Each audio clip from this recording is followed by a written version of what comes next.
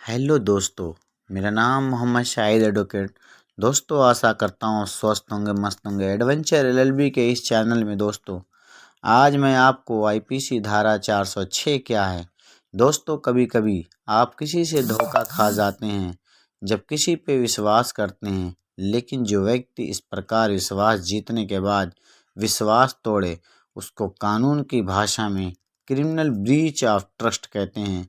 IPC की धारा 405 और 406 इसके बारे में विस्तार से बात करती है। आज हम आपको यहाँ ये बताएंगे कि आईपीसी की धारा 406 क्या है, 406 के अंतर्गत क्या अपराध आता है, साथ ही इस धारा 406 में सजा का क्या प्रावधान है। तो आइए जानते हैं क्या कहती है आईपीसी की धारा, भारतीय दंड संहिता की धारा 406। दोस्तों चलिए मैं आपको बताता हूँ। सेक्शन 406 आईपीसी में लागू अपराध विश्वास का आपराधिक हनन और क्रिमिनल ब्रीच ऑफ ट्रस्ट। सजा 3 वर्ष कारावास या आर्थिक दंड या फिर दोनों। ये एक गैर जमानती संज्ञेय अपराध है और प्रथम श्रेणी के मजिस्ट्रेट द्वारा विचारणीय है। दोस्तों ये सेक्शन 406 आईपीसी के बारे में मैं आज आपको बता रहा हूँ।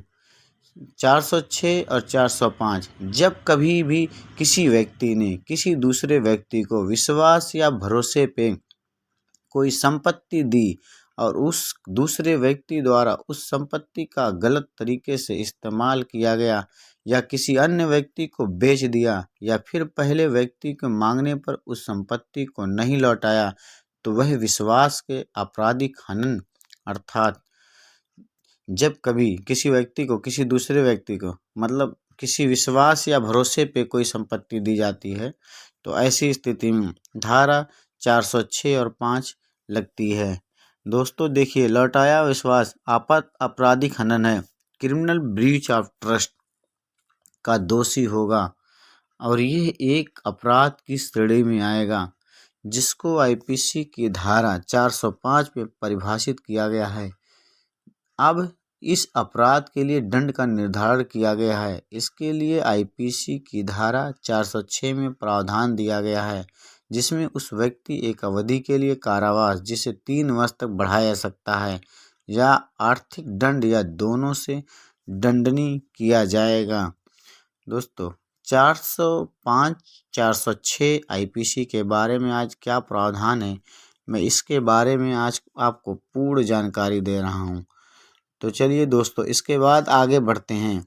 मैं आज आपको बताता हूं कि आईपीसी की धारा 406 में विश्वास के आपराधिक हनन क्रिमिनल ब्रीच ऑफ ट्रस्ट के लिए सजा का प्रावधान वर्णित किया गया और हमने आपको ऊपर ही बताया कि इस सजा के स्वयं अपराध को भारतीय दंड संहिता की धारा 405 परिभाषित किया गया है।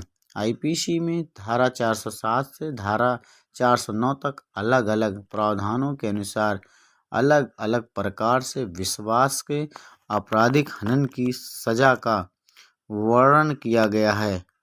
मतलब 405 से लेकर 409 तक अलग अलग सजा का वर्णन किया गया है। एक ही तरह की धारा में एक ही तरह का नहीं, 400।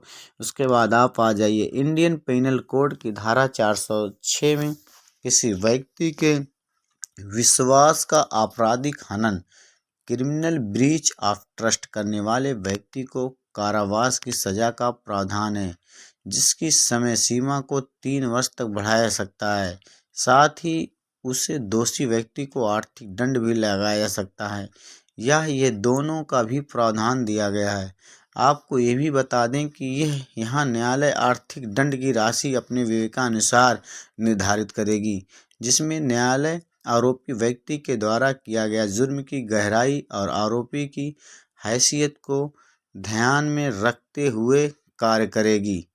तो ये थी इंडियन पिनल कोड की धारा 406 जिसमें क्रिमिनल ब्रीच ऑफ ट्रस्ट के बारे में बताया गया। दोस्तों अब आइए आईपीसी की धारा 406 में जमानत यानी बेल का क्या प्रावधान है।